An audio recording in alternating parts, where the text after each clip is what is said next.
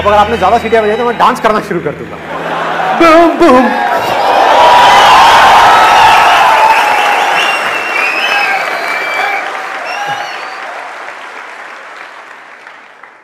अगर आज के इस सेशन से सिर्फ एक चीज आपको अपने घर लेकर के जानी है, आपको लेके जाएंगे।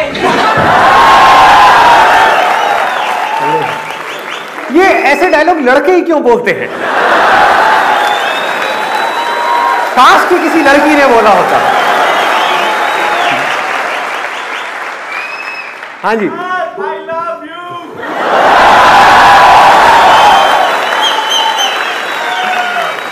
Same here darling. मस्ती करनी है, ज्यादा सीरियस नहीं होना है, ना मुझे होने देना है, क्योंकि आप लोगों को पता है कि जब मैं सीरियस हो जाता हूं अपने सेशन में तो मैं क्या करता हूं, पता है ना कि एक बार मेरा सेशन भारी हो जाता है तो सबका सर भारी हो जाता है, बाहर निकल करके सब गालियां देते हैं, कहते हैं ये क्या किया इसने भाई, कुछ नहीं समझ आया, सब ऊपर से निकल गया।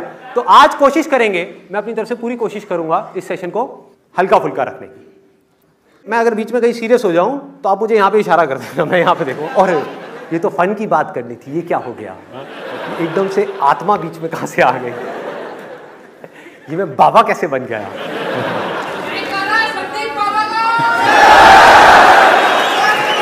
बोल संदीप दरबार की। ले लो मेरी, ले लो। अच्छा, इससे पहले कि मैं कुछ बोलूं या आप कुछ बोलो, एक परमिशन मांगना चाहूंगा मैं यहां पर उन लोगों से जो एज में थोड़े से ज्यादा हैं, अंकल आंटी टाइप के लोग, कई ऐसे आजकल मॉडर्न भी होते हैं अंकल आंटी। हाँ, मैं देख रहा हूँ पीछे अंकल आंटी हाथ पकड़ के बैठे हैं, उनको इससे कोई मतलब नहीं है, उनको एक कॉर्नर सीट चाहिए थी, मिल गई है। पता है बाकी सब लोगों का ध्यान इधर है, अपना करते रहो जो करो। तो मैं एक परमिशन मांगना चाहूंगा उन सब लोगों से जिनकी सोच थोड़ी सी कंजर्वेटिव है, कि अगर आज मैं यहां पर कुछ सेंसिटिव टॉपिक्स टच करूं, जैसे कि सेक्स या पॉर्न, तो किसी को कोई प्रॉब्लम तो नहीं है? आप लोगों की तो शक्ल से ही लग रहा है कि आपको प्रॉब्लम नहीं है। आंखों में चमक आ गई एकदम, सेक्स का नाम सुन के, वाह कुछ मजा आएगा। मैं बात कर रहा हूं यहां पर जो लोग थोड़ा सा कंजर्वेटिव बैकग्राउंड से, एनीबॉडी, किसी को कोई प्रॉब्लम तो नहीं है? ऊपर नीचे आगे पीछे कहीं पर किसी को कोई प्रॉब्लम?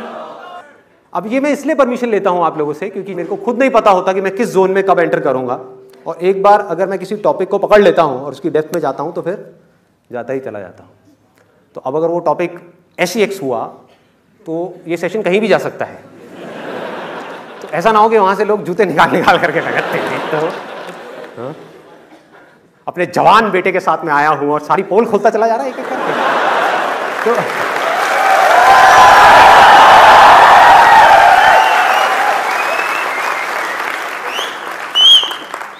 आप ही का बेटा था।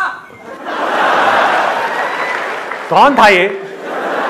कौन है ये जो भरा हुआ है इतना ज्यादा? खड़े होकर के बोलिए, क्या बोला आपने? मैंने सुना नहीं है। आप ही का भी बेटा था। अच्छा, बाप भी कभी बेटा था।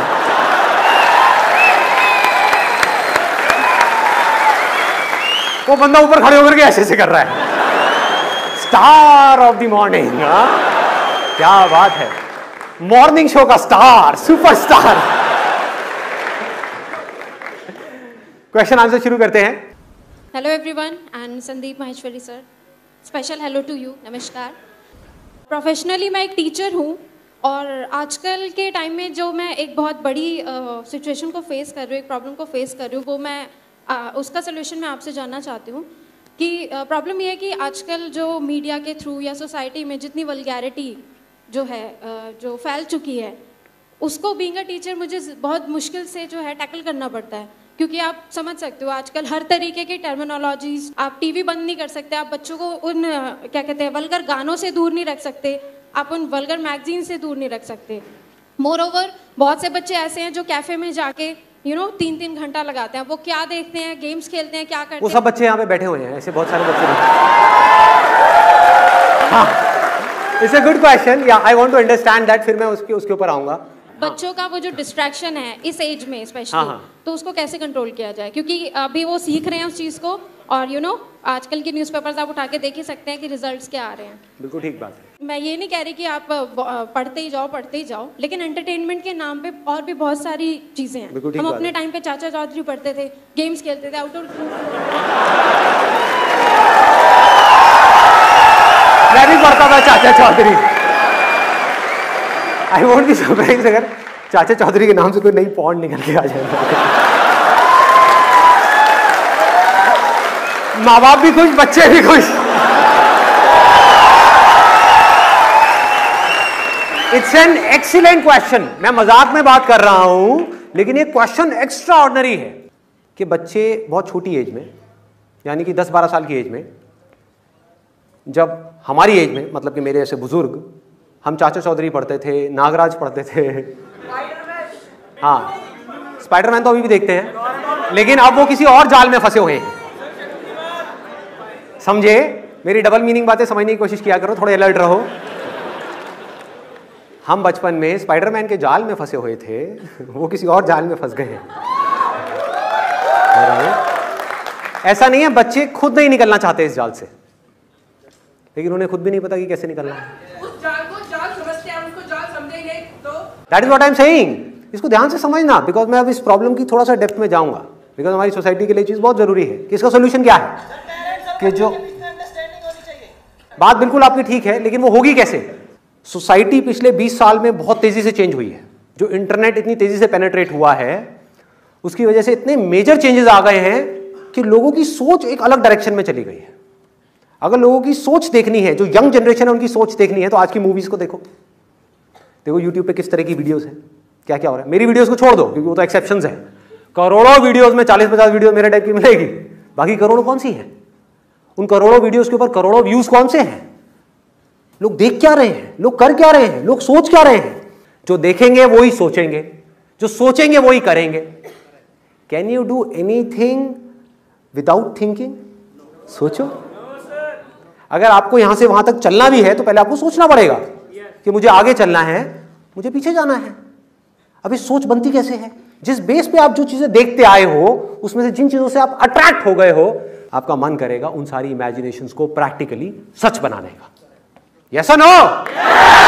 एग्जैक्टली। तो इस प्रॉब्लम का सॉल्यूशन क्या है? देखो गैप कितना बड़ा हो चुका है। आज अगर आप किसी 18-19 साल के लड़के से या लड़की से बात करोगे तो उनके क्वेश्चंस पता है कैसे होते हैं अकेले में? शादी से पहले सेक्स करना ठीक है या नहीं है? सोचने वाला पॉइंट है। हाँ, सबके सामने नहीं पूछते, बट ये ऊ से मैं आइडिया लगा सकता हूँ, सबके माइंड में क्वेश्चन घूम रहा है। अब अगर जो पेरेंट्स हैं उनसे जाकर के वो पूछेंगे, पेरेंट्स क्या कहेंगे? कुछ कहेंगे या कुछ करेंगे?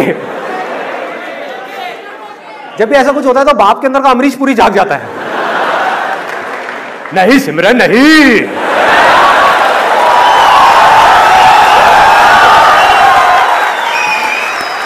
राज के साथ मत करियो।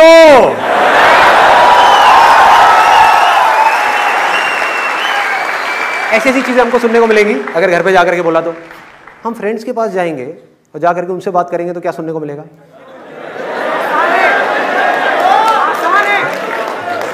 बोलो, जवाब दो। क्या अगर आप अपने फ्रेंड से डिस्कस करोगे कि भाई शादी से पहले हमको करना चाहिए नहीं करना चाहिए, पहले तो वो हंसेंगे मुंह नीचे करके, कहेंगे अबे तो अभी तक वर्जिन है।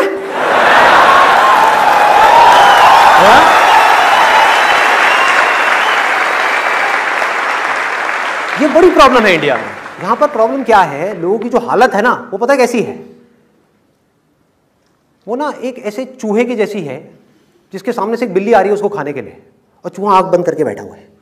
चूहा ये सोच रहा है कि अगर मैं बिल्ली को नहीं देख पा रहा तो बिल्ली भी मुझे नहीं देख पा रही है। मतलब कि जब तक ऐसा कुछ नहीं होता उनकी फैमिली में, तब तक पेरेंट्स ये एक्सपेक्ट कर रहे होते हैं कि हमारे बच्चों के साथ तो ऐसा कुछ हो ही नहीं सकता, हमारे बच्चे तो कभी ऐसा कुछ कर ही नहीं सकते, और जब हो जाता है तो बौखला जाते हैं। मतलब प्रॉब्लम होने के बाद में हम सिर्फ पोस्टमार्टम करते हैं। कुछ हो गई गड़बड़, मान लो बेटी की अबॉर्शन की नौबत आ गई, तब तो हम पूरा रायता फैला देंगे, मार कुटाई भी करेंगे, लड़ाई झगड़ा भी करेंगे, सब कुछ करेंगे। उससे पहले कभी हमने ये सोचा ही नहीं कि क्या कभी मदर ने, फादर ने, या टीचर्स ने, या स्कूल ने, या गवर्नमेंट की तरफ से कोई सेक्स एजुकेशन के थ्रू या किसी भी तरह से उससे किसी ने बात करी इन चीजों के बारे में? हाँ, नहीं करी, कहीं नहीं करी।